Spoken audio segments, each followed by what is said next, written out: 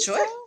All right. Well, thank you very much, both of you, for joining me today. I'm certainly honored to have you all, you especially in studio. Nicole, I know it's a burden for you to come down all the way from where you're at, so I really appreciate the flexibility. And I can't think of a group of people to talk about what acceptance might mean or could mean than the both of you. So I will start with Aimee, since you're in the studio. Tell us a little bit about yourself. Sure. Let me think. So I am 31 years old. I have rainbow bright hair and I'm wearing a sunflower dress and they're my favorite flowers. I rode my bike here today and I ride my bike most days of the week to get around town and to have fun. For work, I work at the Oregon Department of Human Services.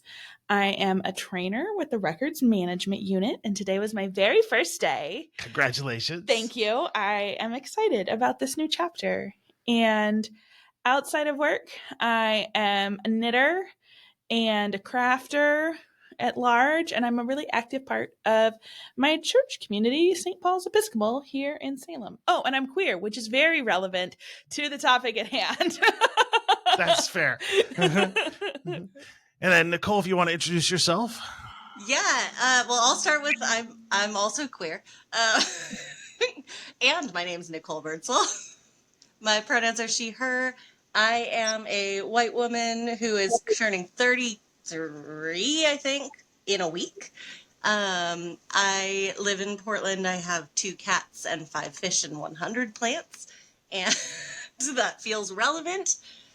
And for work, I am an equity education specialist, which means I just kind of touch all things diversity, equity, inclusion, acceptance, belonging, accessibility, justice, all of that stuff. So also, I am a white woman with short green hair and currently am surrounded by plants and chaos because I'm moving. So one follow-up question. How do you keep cats and fish in the same spot? Same way I keep cats, fish, and plants in the same spot. They have their own kind of spaces. And they don't have kids or loudness most of the time. So, and I'm here all the time. Because I was wrecking my brain for a minute there. It's like cats and fish in the same spot? But anyway. So let's get to the conversation at hand, because one of the things that has always come up is what does or what could acceptance look like? And the more you talk to people, the more you get this idea of what it might look like, but there's no general consensus, right? And the thing that you hear in society is not about the acceptance piece. It's all about people complaining that they're not being accepted. So I wanted to flip that a little bit. So instead of us focusing on what it feels not to be accepted, what does it feel to be accepted? And I really want to start this conversation with you because you found this church, right? I did, yeah. And how it must feel to be a part of a church that accepts you for being queer, because that's not common, right? It is not. It is common. This denomination is pretty, overall, is accepting and welcoming and affirming. So that means that queer folks can get married, be ordained, be at all levels of leadership, because in churches there's a big difference between accepting and affirming. Oh, it's a technical term around here. It is, because people will use, we accept everybody, but that means you can show up, you can give money, you can do service maybe, but we don't actually believe that who you love is okay. And I guess you can be here. I guess. Yeah.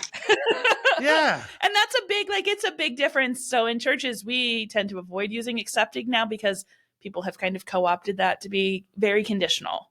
So I appreciate that. Yeah, personally, I think acceptance is a low bar, because I think we should celebrate each other for who we are and really be that kind of additional, hey, who you are is uniquely important and special, and I'm so glad that you're here. I don't just put up with you, right? Like some days I think people just put up with me because I can be a lot, which I know. When I first showed up here, I looked very different than I do now. I had long brown hair. I didn't even know I was part of the LGBTQ community when I got here.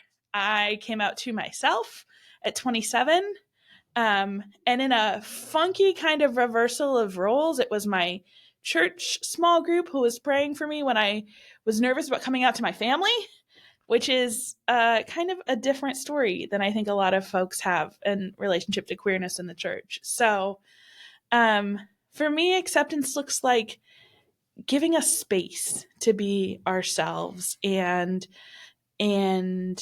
at least here, it's often looked like, oh, you are very different than anything we've ever done before, but we're glad you're here and we're going to figure it out. Like, I'm very uncomfortable, but I'm going to lean into it mostly.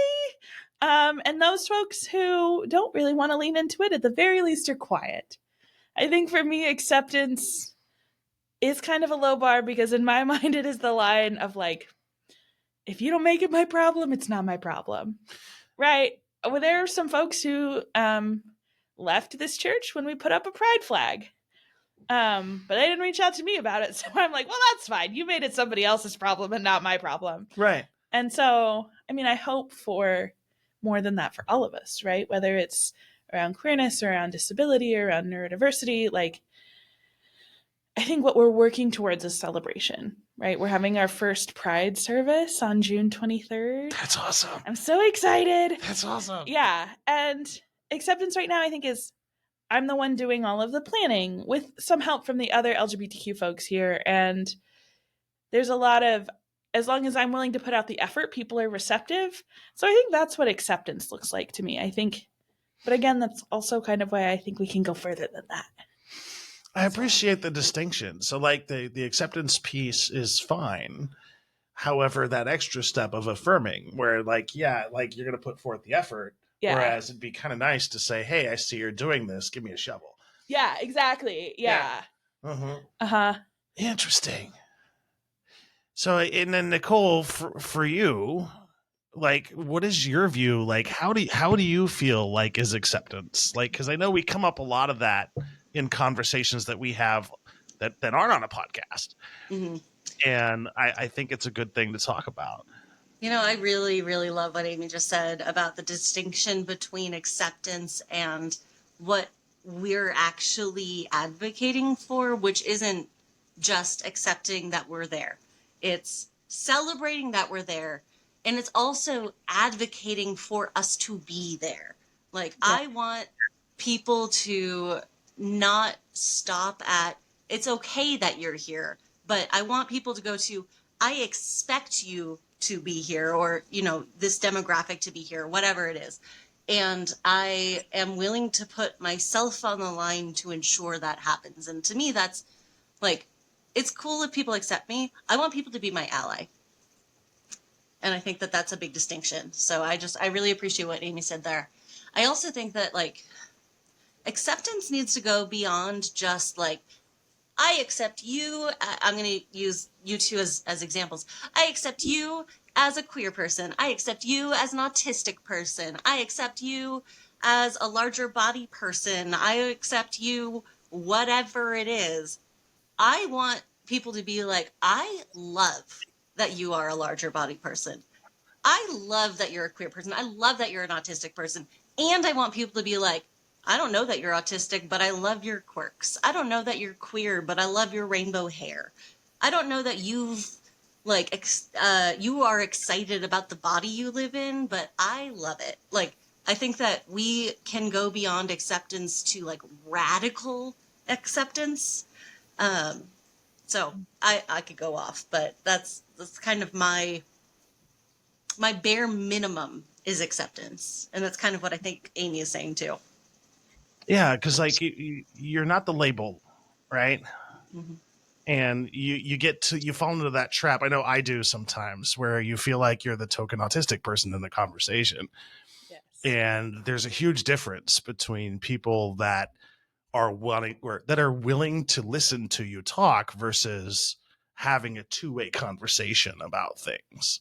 Um, and one of the things that sort of strikes me in our conversation is this crossover to affirmation and like welcoming everybody. What do we think is the biggest struggle for people to get there? Like, why do we have certain people that aren't willing or even open to these kinds of conversations?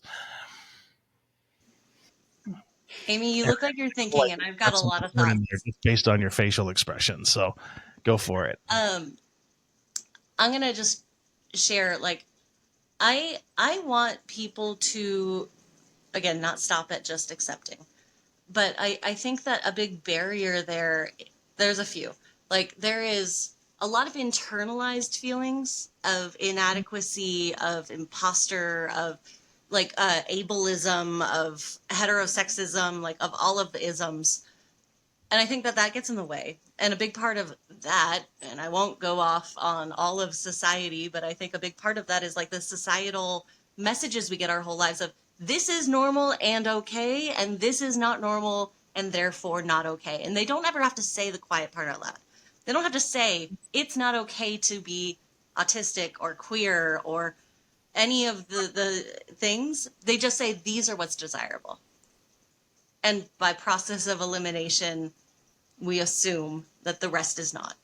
And so even if someone identifies in that community or identifies a certain way, they have to overcome a whole lot of stuff that they've been taught.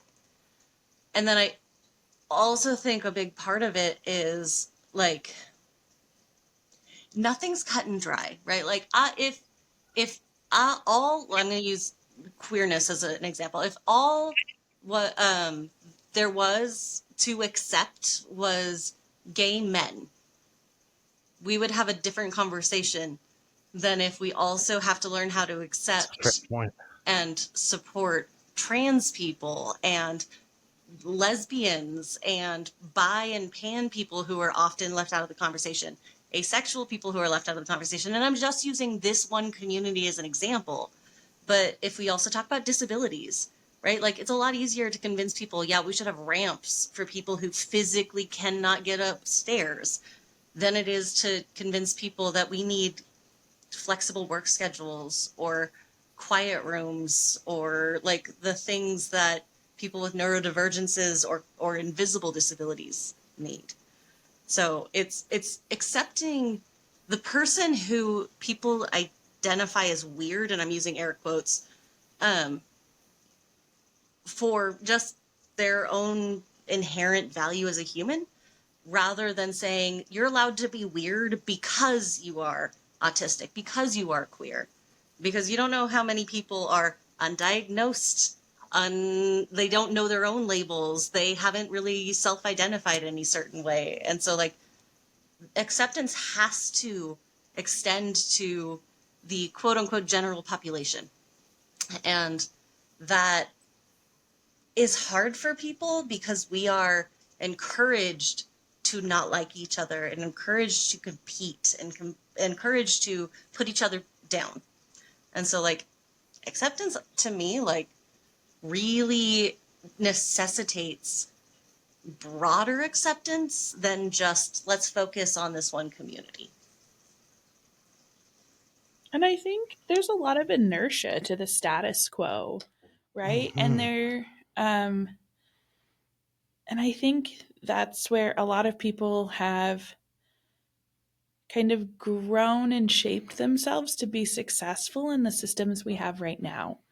And so when we say, hey, we should change this, if people get kind of pushed back on their heels and get a little bit defensive because they've already made the changes to themselves to make this work, or maybe it already worked for them to begin with.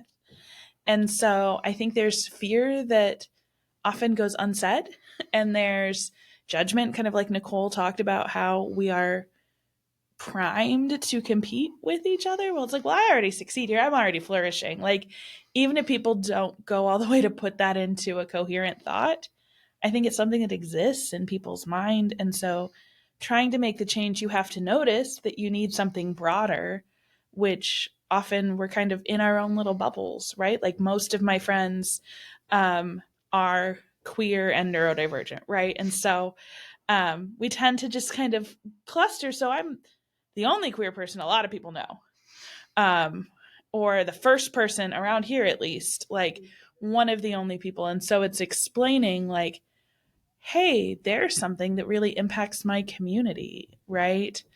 Um, and so you have to be able to see it, and then you have to be willing to then take the extra step, especially when that, as Nicole mentioned, seems weird or odd. Or I'm also air quoting that the microphone doesn't see, but you know, and I think going the next step to take that effort, um, or making the effort to take that next step, is something that stops a lot of people.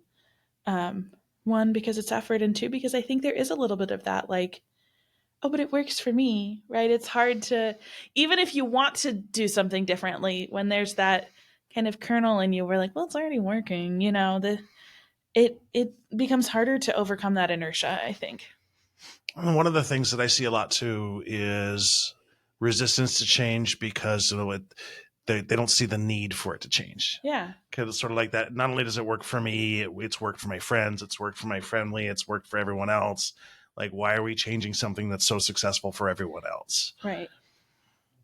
I just I'm over here like chomping at the bit because one of my mottos, I've got a lot, but one of the strong ones is, if we do what we've always done, we're going to get what we've always gotten.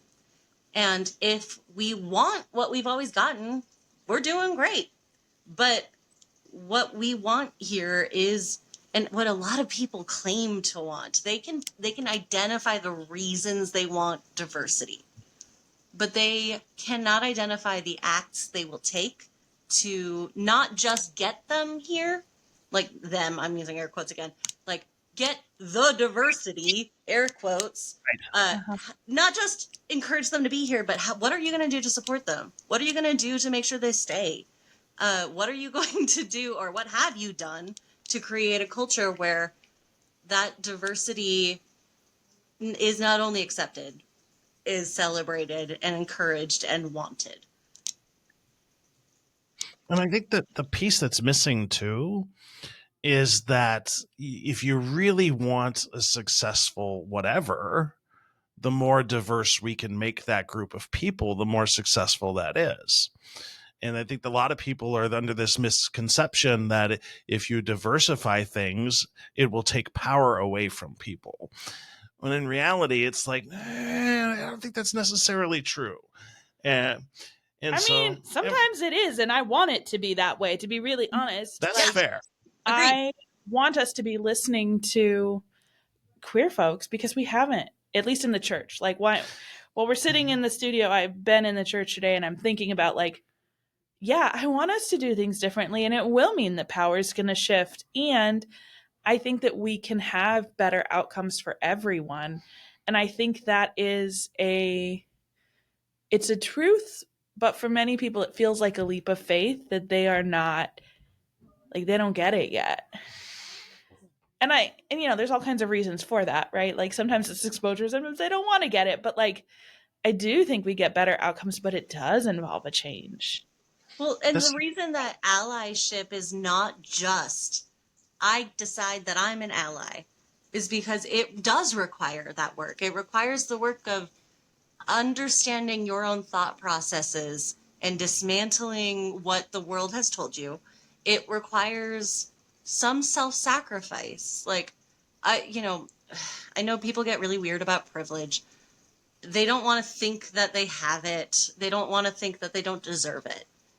But I'm a white cisgender person, and I do have privilege because of that. And I would actually be willing to give some of that up if it meant that other people didn't have to continue to suffer as much as they do. There are other people, though, who, and like, I have a lot of sympathy for this. Like, people think that them having to give up their privileges means that they didn't work hard. It means that it's unfair to them, and it means that it's unfairly giving someone else benefits that they don't deserve. And I think that that's the part of the thought process that needs to be re-evaluated, because like I have privileges because I worked for some, and I have privileges because I was born away for others.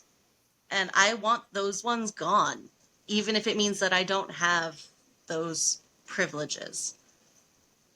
And that's why you can't just self-identify as an ally, because you got to put some effort behind it. Otherwise, you're a supporter. You have to put some skin in the game. Mm-hmm. Kinda. Yeah. Yeah. And like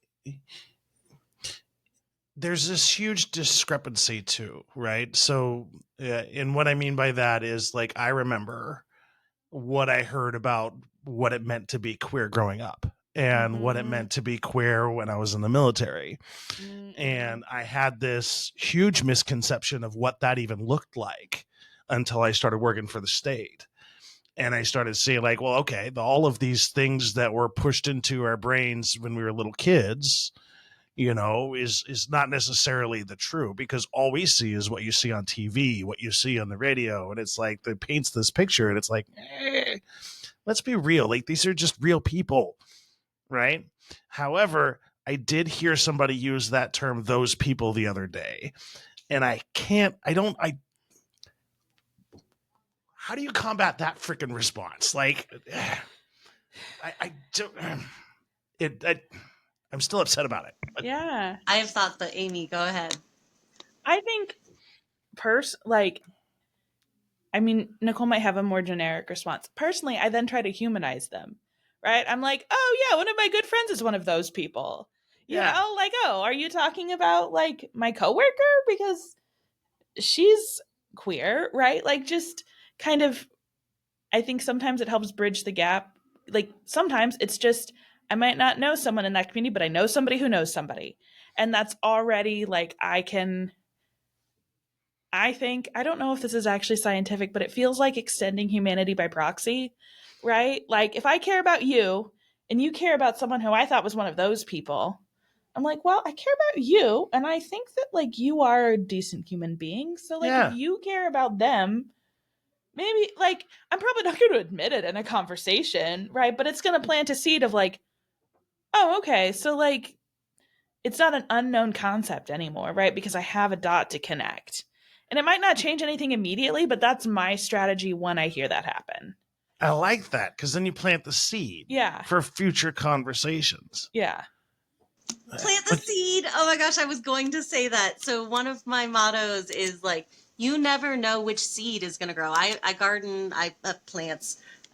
I'm pointing to my background full of plants. And I'll tell you, you literally never know how many of the seeds you plant are going to grow. And so that's why I've had both like 30 tomato plants and 2. And so all I do, I plant little gingerbread crumbs of seeds of knowledge. I'm combining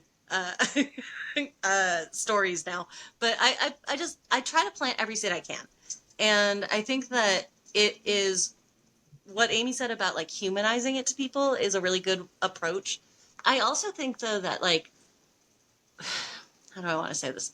There are people who their heart's in the right place and they want to understand and they are afraid to engage in the conversations because of this like fear. And this is a cultural thing, like this fear of being canceled, of being, like seen as unworthy.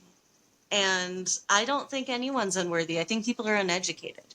And so I try to approach that kind of question with curiosity of like, what do you mean those people? Sometimes, actually, often people are like, oh, I didn't mean that. That's just the way it came out. Because when like you break down language, these people and those people, it's not inherently a bad way to refer to people. That's the point. But it is harmful when you add context.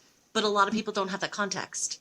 So add it. Help them understand the context and give them the chance to explain if they have misspoken rather than just immediately assuming the worst. And I cannot emphasize enough, and I have to take the space to say this. Your intent does not matter if your impact is harmful. And so if you say, if let's use those people, for example, if you say, oh, those people, and it causes harm, my instinct is not to go, oh, well, this is what I meant. You shouldn't have taken offense. My instinct is to go, oh, I am so sorry. That's not what I meant. Let me rephrase. Do you have other thoughts to add that I can like consider and do better in the future? Like, I take responsibility when I cause harm before jumping to defensiveness. And I think that's a really important part of this. Oh, I think that's huge too. Like, I'll never forget to this day. Like, I used to say a nonverbal all the time when it came to people on the spectrum. And I'll never forget it because somebody came up to me after one of my conversations, and they pulled me aside and they said, just because I can't speak doesn't mean I'm not verbal. And after I heard that, that was that initial apology, but then that commitment to never use that term again, which is that extra step, right? Because it's like, oh, now I get it. Now I understand. Like, with the assistance devices, this person can speak. So they're not verbal. They're verbal. They just can't use their voice, which is a huge distinction. Can I go on a soapbox just real quick? And Yes, please. I love a soapbox. Our language changes as we change. We make it up. There's no reason that words mean the things that they mean. We have decided it. And so because of that, the language is going to change as we understand things differently. And so with like nonverbal, right? I agree. I love that someone was comfortable enough with you to tell you, hey, that's not really what we want you to use, and here's why. And then you just took it and you ran with it. Other people get so defensive where they're like, well, but this is what it was when I was growing up or whatever. And that's not the point. The point is, this is the impact that you're having.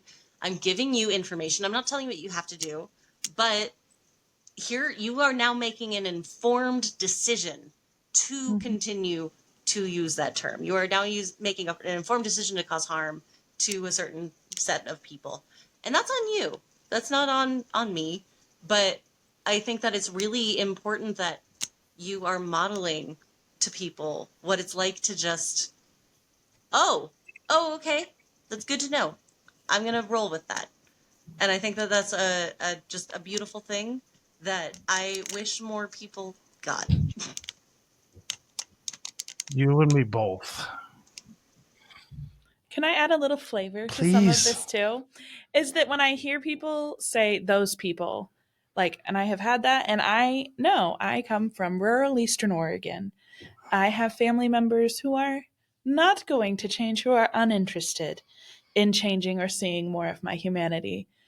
And sometimes, often, in my personal opinion, and this has changed how I approach interactions, I will push back, not because I think I can change the person who said something, but because I am thinking about who's watching and who's listening. And I have baby cousins who I know are part of the LGBTQ family, right? And so I'm not going to change my uncle's mind. Like, that's not happening.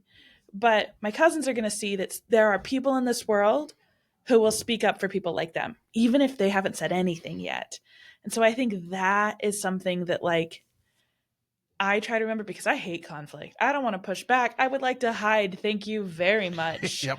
But I also don't want anybody to be alone or feel alone or unwanted or isolated because of their identity. So even if I think this is kind of a pointless conversation that I'm having with someone who believes that I'm one of those people, like, I don't know who's listening or who's around. And I think that, to me, is a thing I try to hang on to, even when I think like I'm sowing seeds on rocks, right? Like, there's some baby plants that are listening, that I want them to know there's sunshine out there, to take Aimee, Nicole's plant metaphor a little further.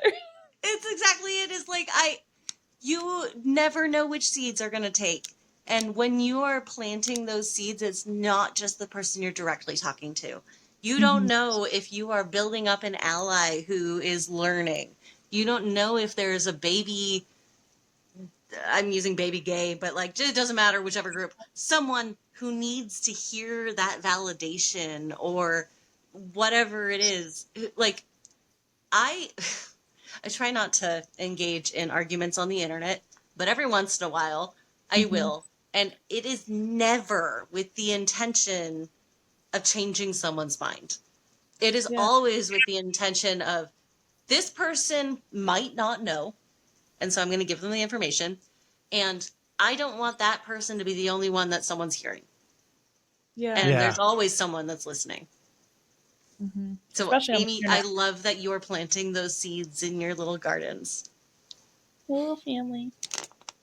And it takes a bit of courage, Oh, absolutely. you know. And I remember when I started this journey of my own, I didn't have a lot of courage to stand up or say anything.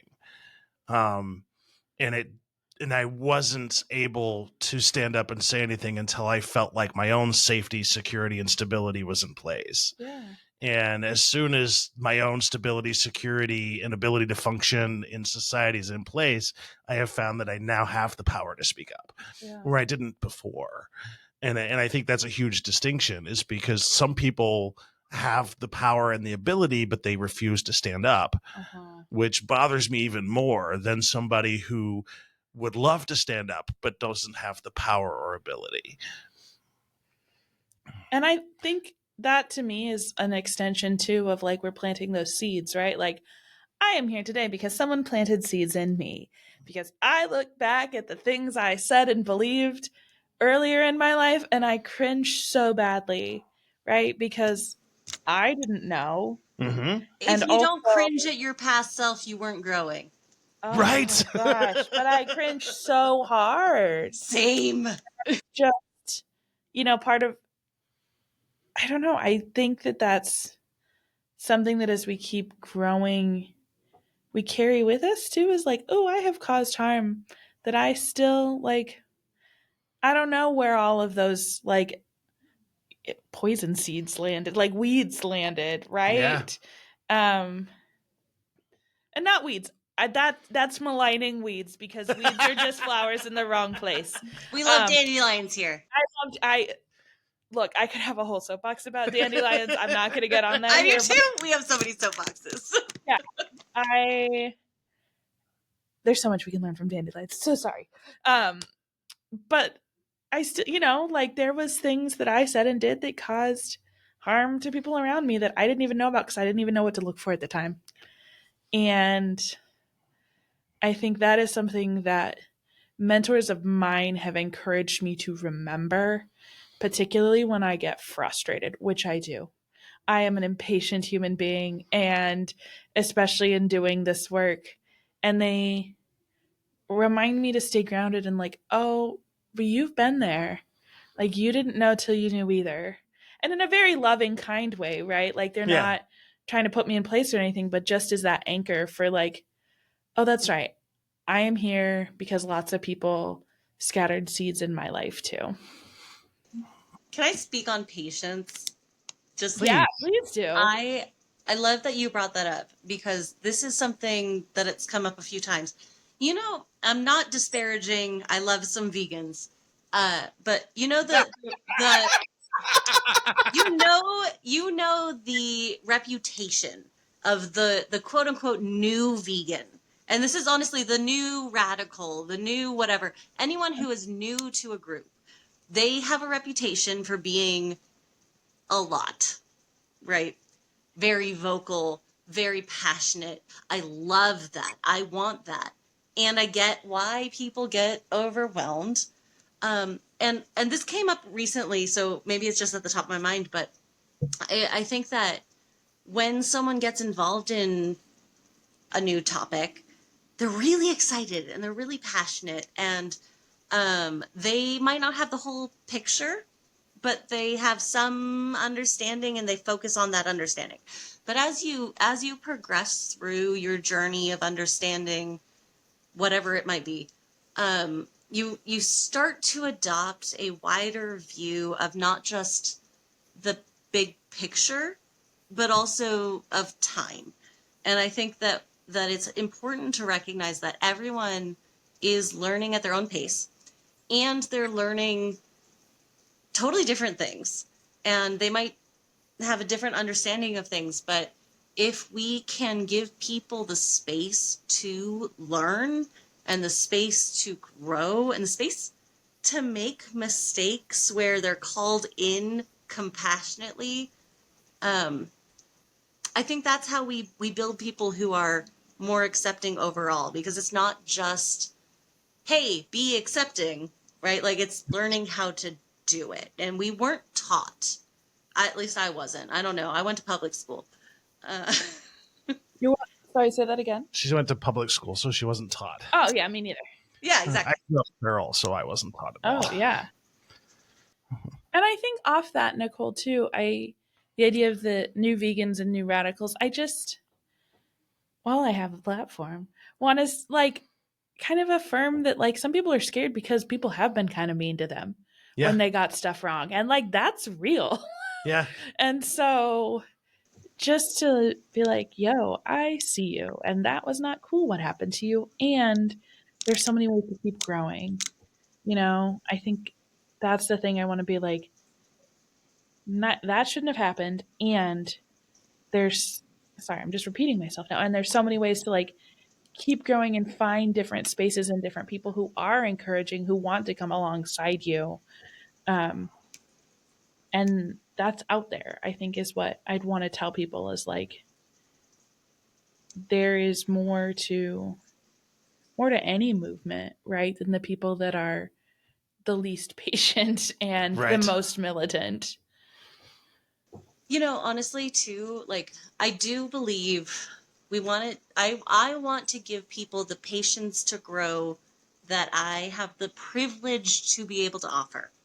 There are other people who, and honestly, I have some of this too, where in my own identities, I don't have the patience. And I shouldn't have to give that patience to everyone every day, all the time.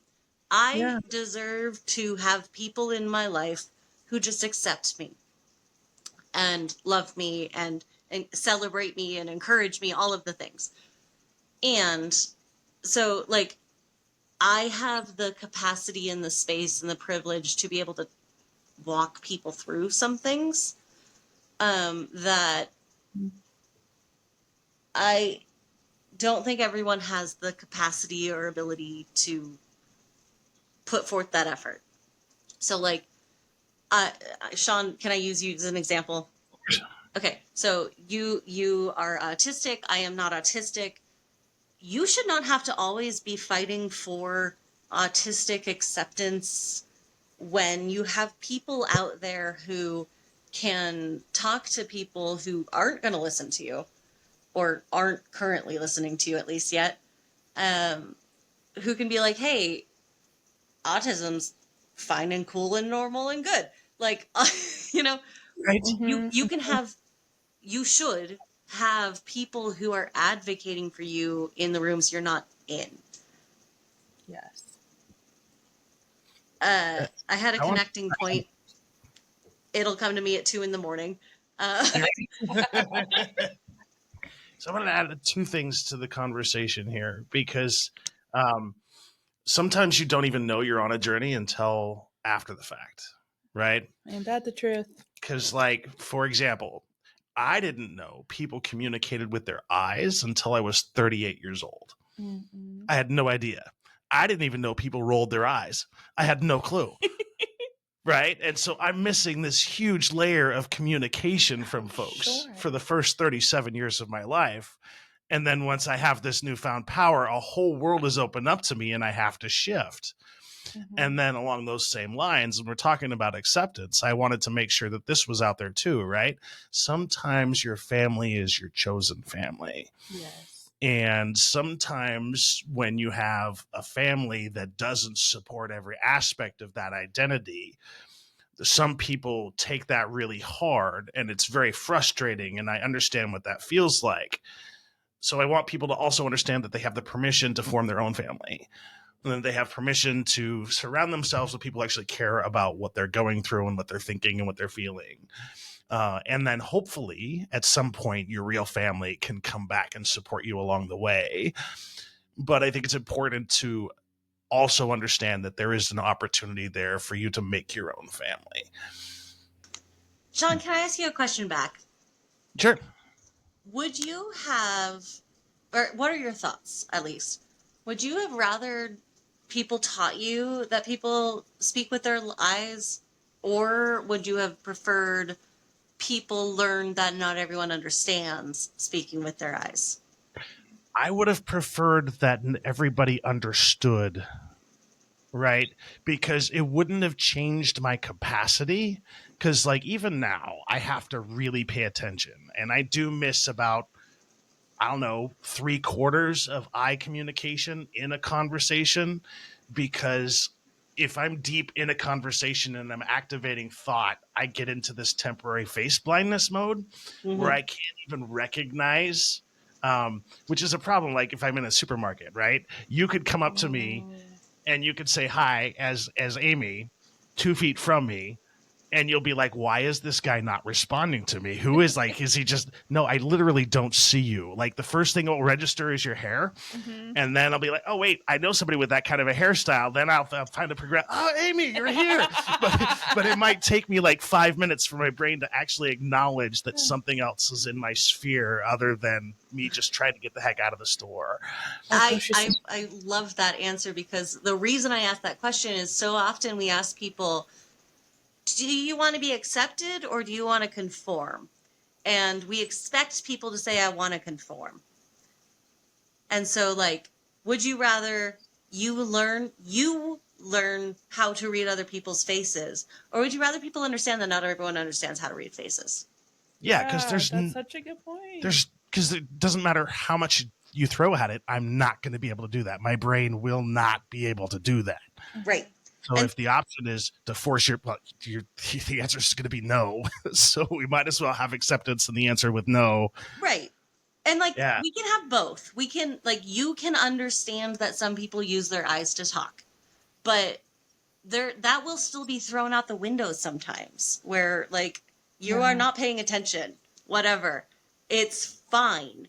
I know if you are not paying attention to my tone of eye, it's not because you don't understand. It's because you don't communicate that way, the same way. Yeah. Yeah. And Aimee, for you in the church, would you rather your church be like, you're allowed here, or would you rather them be like, hey, we are going to throw a pride event? I mean, I have left. This is obvious. Before I knew I was queer, but left a church where I didn't belong, and I'm already, and it's it's a process, right? It is. I think sometimes we make it a binary thing, you're accepted or you're not, right? Right. I'm accepted, and I'm the one planning all the pride stuff, and if I don't do it, it's not happening. This is a current issue, but we have pride stickers on our sign. And this is now the second time that they have been peeled off by somebody. And it's not that they were peeled. That they're peeled off kind of sucks. What sucks more is that it's only me who's the one noticing. And so, I want someone who, I want it to be noticed, right? I want something that's important to me to be important to the community too. And so that's what I want. See, and I hear that. And I want to go out and buy an outdoor webcam system and show up on that thing and see who the heck is doing it. We have a webcam, and I think it was different. We didn't have the webcam for the first one. I think it was probably different people, but it's just but this is soapbox, and you probably shouldn't include this in your website, but or not website podcast, but I also don't think the police are going to do anything, right? No, they're not. I don't want to involve our criminal punishment system because that's not actually going to make things better. That's a fair point. I we ordered 10 sets of stickers. I'm just going to keep putting stickers up until they give up. Like, that's what I'm going to do, because that actually solves the problem. And that hits me like so close to home, because like I remember when I first started working at the state of Oregon, and I had an adopted sister who passed recently. We adopted each other as adults. Yeah. And we got hired on at the state at the same time. And I remember when we first started hiring, every time she got into work, she had a picture of her kissing her wife on her desk. Oh, It was very innocent, but somebody would come in and they would fold that picture down every night. And so every morning she would come into work, she would have to deal with somebody putting down that picture every single day until we set up a sting and we figured out who it was. And that night, Jared more. See, that's one where you can do something about it. And I love that. But yeah. So when I hear stuff like that, it just pains me. It's like, why? Like, why? I don't understand why people take that extra step just to be, it makes no sense to me.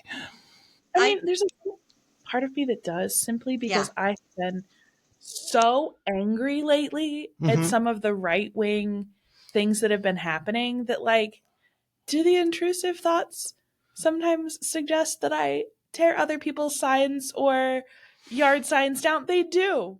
And I'm not going to do it because it's not actually what I believe in, right? But, like, I want to. The urge is always going to be there. Yeah. And, like, I want to create a world where this isn't up for debate. But that's also, that is a response to... Yeah, that's fair. That is a response to actions. Those actions, I think that's where the question is like, what are those a response to?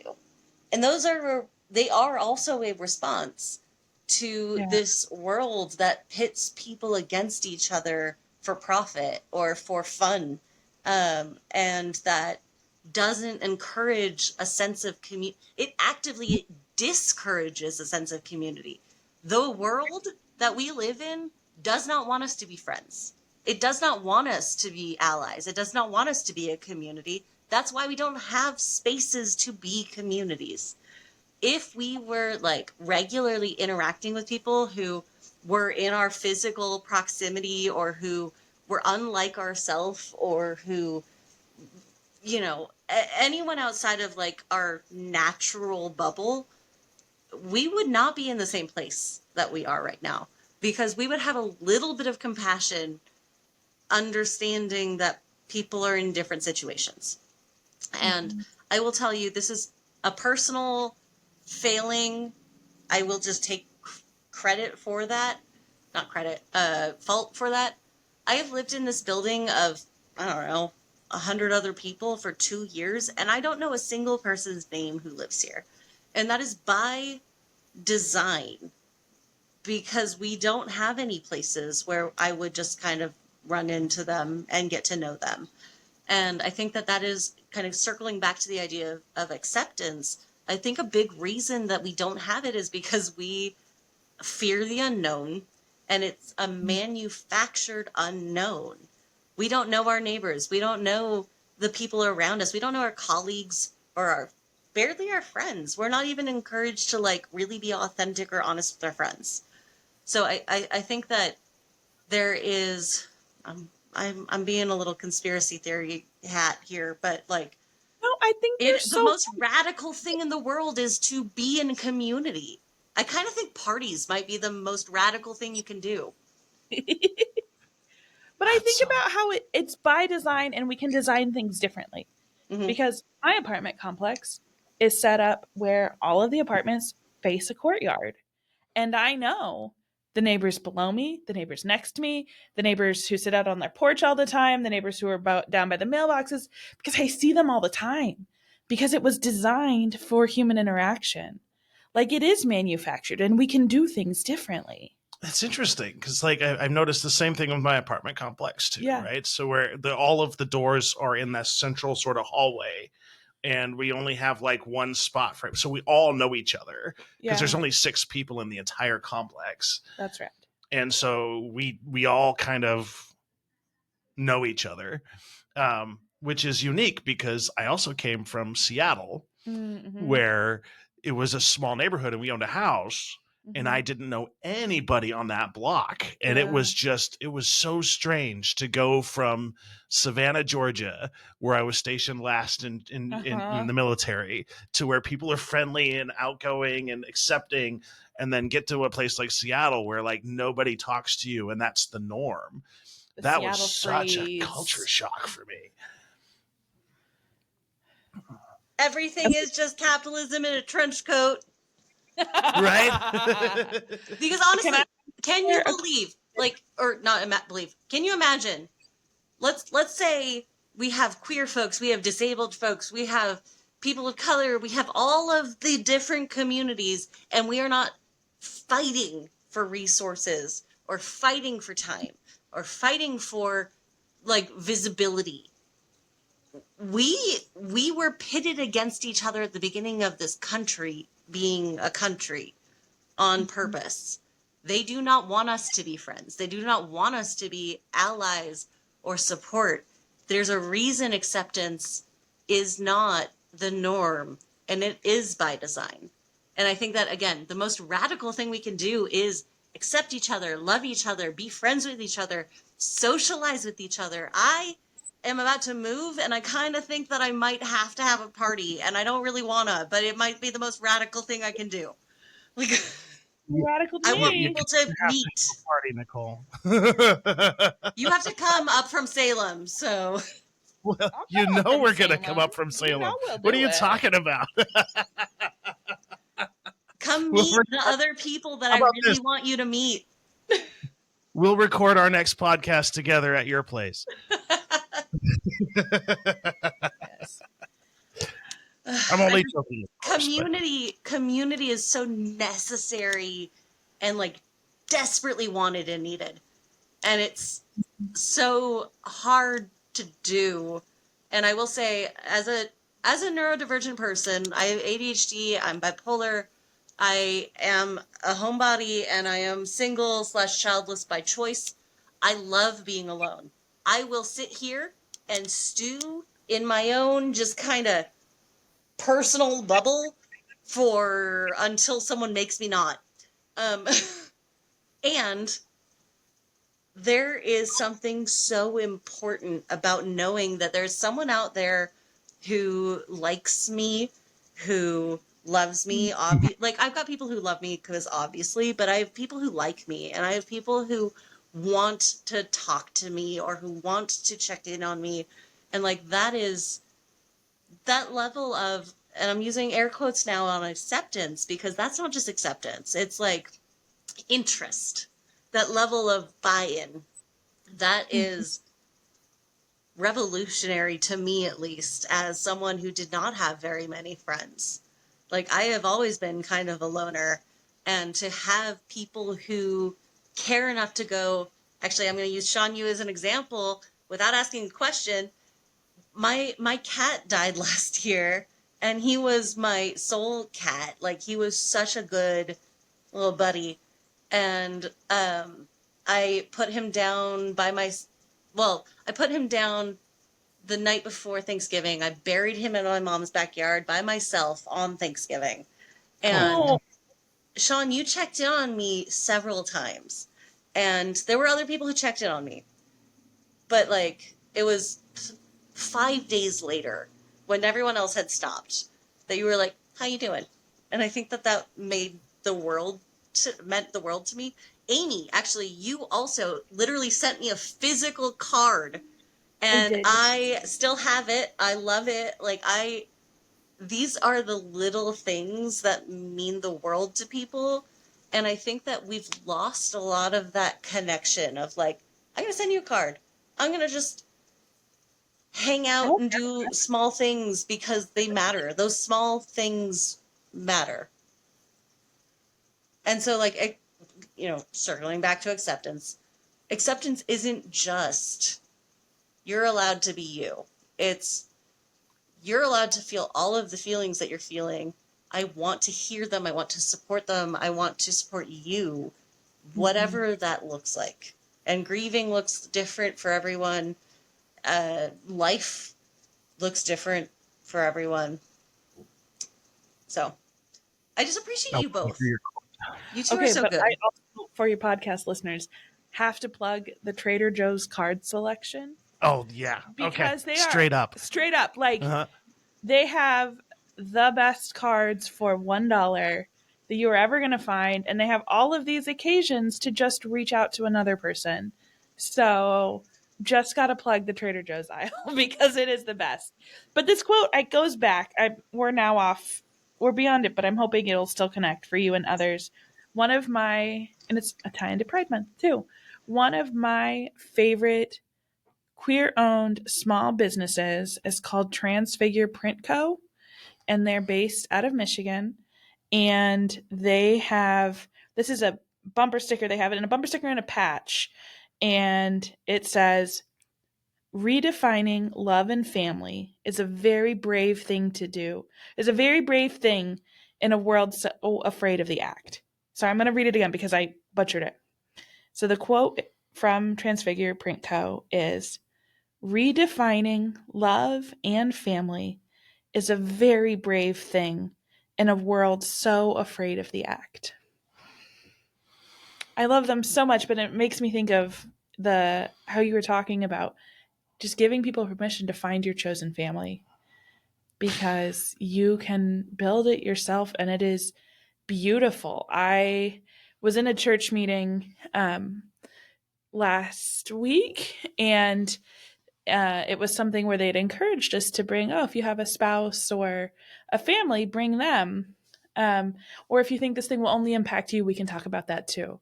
And I personally was kind of put off by that false dichotomy Oh, because I'm like, interesting. I don't have a spouse, but this is obviously going to impact more than me. So I invited my chosen family. I said, hey, will you come and be family for me on this call? Because you are my family, and this change in my life is going to impact you too. Would you be there? And the facilitators did not know what to do with that. They were here for, like, they figured it out, but it was just like, no, this is my family and this is what my family looks like. And so I think sometimes I feel like we get to acceptance by just physically making space and saying, well, you gave me an opening and this is what this means to me. And we're all going to learn in this moment that this is bigger than what you think it is. And they did it. It went gracefully, it went well, but I think sometimes that's how we get there is just showing up as ourselves with our people and being more than we're expected to be. And that brings up a good point too, right? People can communicate with their dollars. Yeah. So like finding those companies that are not only supporting, like I want to support those companies that are run by people, right?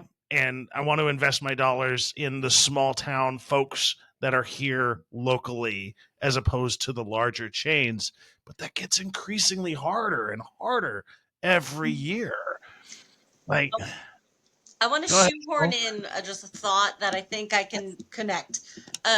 Is the idea of, and I think I mentioned this earlier, adopting just kind of a wider view, and that's of time, it's of the picture, it's of our interconnectedness, and so like I don't know Aimee's experience, but I can adopt a wider view of what it is to be queer in the world. And I don't know, Shawn, your experience, but I can adopt a wider view of what it is to be neurodivergent in the world. And I don't know what it's like for your or my people who don't get it, but I can adopt a wider view of time and offer them the supports that they need in order to understand my wider view of the world. Mm-hmm. And so I think that, like, you know, no one's weird. No one is outside of the norm. We just need to expand what the norm is. I get that. So one of the things that we always talk about in the autism circles is that we're not different people. We're just running on a different operating system. Mm-hmm. Whereas people who aren't on the spectrum are running Microsoft Windows, which is the most popular one. But then we're running on Linux, which requires a different kind of approach, a different kind of software, a different way of thinking about things. And we're no less, we're no better, we're no worse. We're just different. Mm-hmm. And why can't we just be different together. Mm-hmm. Why can't we just be different together? Yeah. Like, we like to talk about, if you ask any group of people, what's the value of diversity? They're going to be like, well, everyone thinks differently, so they're going to come up with different options. They're going to come up with different ideas. Everyone can name the value of having diversity. But then when you actually offer it, that's where they like stop remembering. And I think sometimes that's not concrete enough, at least not for me, right? Like, I value diversity because the food's better, Right. like whether that is, like being introduced to new comfort foods and safe foods from my other neurodivergent friends or to foods from other cultures, from my colleagues from different countries or even different parts of the US, right? Like, I think sometimes we've got to get more specific because, like, the ideas are better. For me, is just not very tangible. I agree. And it doesn't, and again, as I've said, I'm not the most patient person. And so sometimes the cost to having better ideas feels too loosey goosey to me. I'm just like, but it's going to be more work to get better ideas, which generally, yeah, like it is a value of mine, but like sometimes in the moment, I don't have the patience, but I always have the patience for better food. And so sometimes it's about getting really specific as to like, this is why we do diversity. And like, nobody's a commodity, yada, yada, yada. Like, that's not the whole picture. That's not the whole point. But like, it is one specific benefit that I can visualize and appreciate very concretely. Is DEI slow roasted? What's What? that? Is DEI just slow roasted? Like accessibility and, oh gosh, I'm gonna lose my thing. Accessibility and acceptance and all of that stuff. It's a slow roast. You got to get Yeah. people used to it, and then they come around. And that's actually been the thing. I'm so sorry, Shawn. I know I'm going on a tangent. But I know so many people who like they just needed someone to explain it in the right way, Yeah. and they don't understand it. We speak at a level that a majority of people don't understand. And that's why I'm always like considering, am I speaking at an accessible level or a plain language level? Am I like making sense to someone who doesn't understand but is willing to understand? And I think that we lose a lot of people in the theory because we're not being accessible. We're not speaking the same language. Mm-mm. Anyway. Yeah. And I do want to throw this out there for the record. Part of the reason I have you on here is because you go on tangents and they're all wonderful. So don't have to apologize for that, Nicole. I want to hear everything you have to say. Nicole, I'm wondering if you can speak more about it because this is something I struggle with sometimes. Is that is kind of the code switching, right? Because there's this, I find sometimes a struggle between like, I can speak plain language or I can be so specific. And it's a little bit of that know better, do better, but also like, I think sometimes DEI professionals expect or want this level of nuance, which is super important. I'm not downplaying that, but I often struggle personally to hold all of that nuance when everything has so many things going on with like plain language speaking to other people and I'm just being a human being, right? And I'm going to take shortcuts and I'm going to not explain, the 10 pages of backstory to like one point that I need someone to get. And Nicole, I know you do this a lot. I'm wondering if you have any advice for like how to navigate that. I have so many thoughts, and I know that we are over the hour we had like hoped for. So good luck, Shawn. But I don't care. I I put 2 hours for this in my calendar, so I'm free. I think that this is actually the fight that I think is more important than most people give it credit for, because the we have theorists, and theorists are important. Yeah. And we have people with lived experiences, and people with lived experiences are important. And there is both an overlap and there is an, I don't know what the opposite of that, like people in the middle who don't have either. who we're missing. And that's like a good chunk of the people we could have on our side. And I Yeah. think that there are not enough spaces where people cross, I'm like doing heavy air quotes here, but like cross classes or cross hierarchies or cross like understanding levels, where we have professional level theorists and we have people who are on the ground living that truth, and they're speaking very different languages. They are not, it's not working. And I think that what we desperately need are translators, people who can translate theory into practice and practice into theory. And we need places where those people, sorry, Yeah, I get those it. people are talking to each other. And I honestly think that if a person who is a theorist cannot explain this to someone who's on board but doesn't understand your theory, you don't understand your theory enough. And I want I want people to be able to explore theory and explore concepts while still humanizing the concepts. And I want the people who are the concepts to be involved in the theory. It all goes Yeah. back to community and our lack thereof. And I want to harken back to an analogy or an example that was given to me my last podcast from the executive director of the Autism Society of Oregon. And her view was very simple when you're looking at it from this approach, right? The scientists, they bring the cages and the buildings to the table. As a mom, she brought the eggs, but as an autistic person, you brought the bacon. So who sacrifices more? The person with lived experience, because they have to sacrifice themselves. They're on the menu. They're the ones impacted. And so you're bringing the bacon to the conversation because you're a member of the community that's impacted, whereas the professionals are the ones that are providing the support structure. Sometimes, but I'm also sometimes bringing to the conversation, hey, well, in this analogy, I'm not really sure where it would fit, but like sometimes I am speaking on, I don't ever want to speak on behalf of people, but like bringing forth the words of the bacon.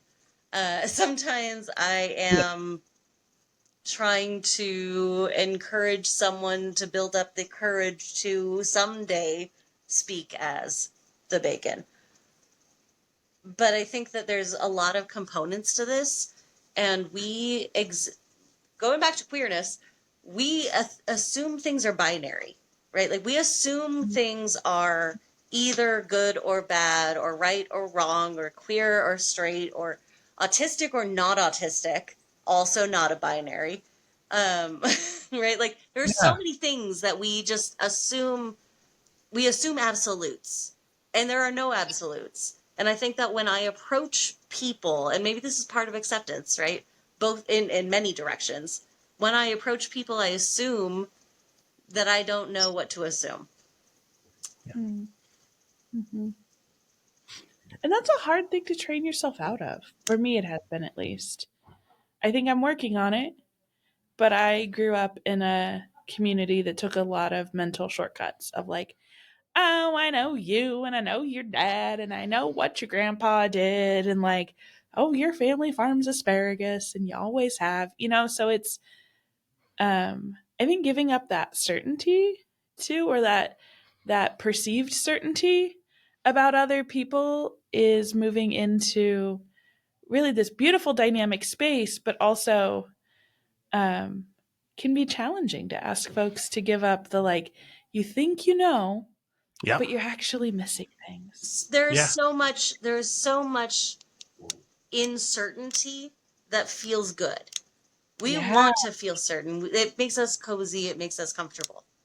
It turns out most of the world does not exist in one or the other. It is all a spectrum. It is all complicated. I wish I could tell you how to do things, how to interpret things, but there's no playbook. And so just accepting that, I think, is really freeing, because then you start to be less angry, you start to be less positive about things, which is hard, but it truly is a freeing thing to be able to let go of certainty, but we cling so hard to control that I don't think many people are ready to recognize that freedom. And I think, Yeah. circling back again to acceptance, like, I think that's where my hope for all of us is to move beyond that, right? Is to move, because if I accept you, it's because I'm in control of the situation and I'm choosing to accept you into whatever I have control of, right? Like, if I'm meeting you as an equal and as someone who, as an equal, as a peer, as someone that I care about, right? I'm taking myself off that pedestal of like, I have to be in control and being like, hey, we're people together, right? It's that. And I think that's what I hope for all of us, is that moving into that kind of community rather than just acceptance.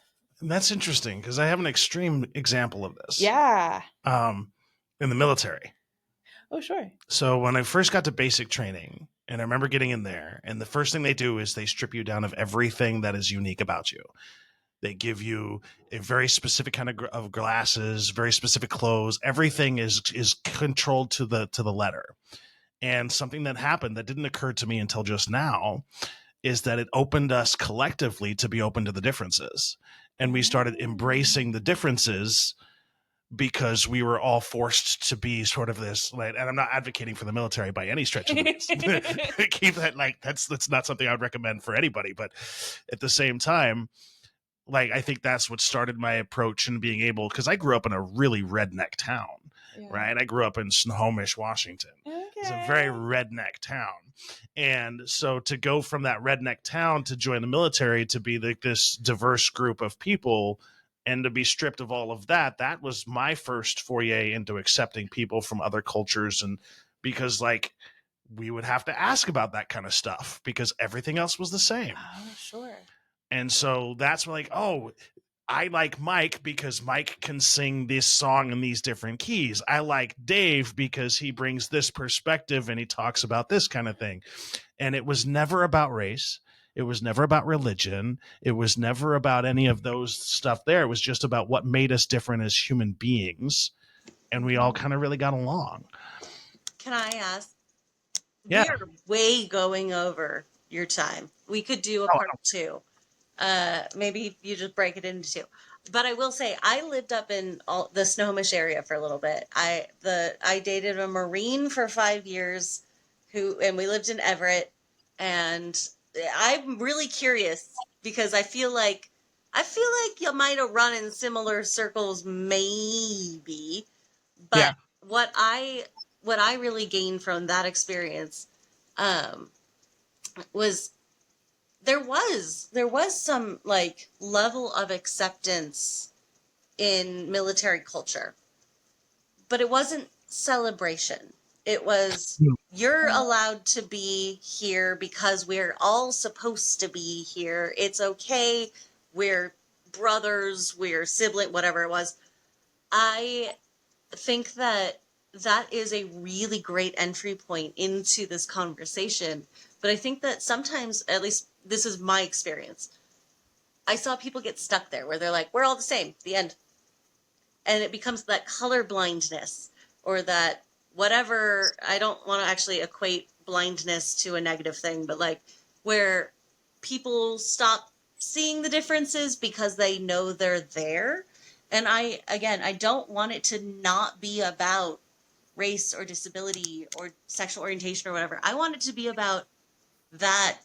And, like, I feel so much more seen and appreciated when people are like, it's the gay month. Then when it was, I'm so glad that you're you. That doesn't feel like anything. There's a huge difference again, and I'm just gonna like bring it full circle and then hand it back to what Aimee said of like acceptance is the bare minimum. Yeah. I will never accept less than acceptance. But I also don't think I should ever have to accept less than a celebration. Mm-hmm. And that goes for all of the groups. That goes for your, like, you and whichever groups exist for you. It's not just you're allowed to be here. It's you're wanted here. And I think to take kind of what you said and incorporate something that people have said to me, like, it's like, oh, I like you for you. It's very generic. And I've had conversations with people who are like, I don't know why you need all these labels. Like, we're all just people. And I get the impulse, I think, to be like, we're all connected and it shouldn't matter. And I think that's what folks are saying. But I also think that comes from a little bit of a deficit mindset of Yes. like, oh, you shouldn't have to call yourself out as different. And I think that, like, in so many human cultures, naming is a sacred act. Yes. Right? No matter what you believe, like naming something and someone is a sacred act. So having a name for my experience that other people share is a sacred and celebratory act for me. And I think that, especially in June, we're in Pride Month, like, that's so important of moving beyond acceptance. Like, you can accept any person for who they are, but I think that's when I end up with questions like that, right? Where it's like, no, but this is important, and this is how we mark it. This is how we culturally mark this as important and good. And so I want that for all of us, right? Whether it's I'm autistic or I'm a lesbian or God, I'm fat, To like, have a safe space where you can go where other people that have similar sort of almost like you say a label, but it so much empowerment knowing you're not the only one on this planet who feels or thinks this way.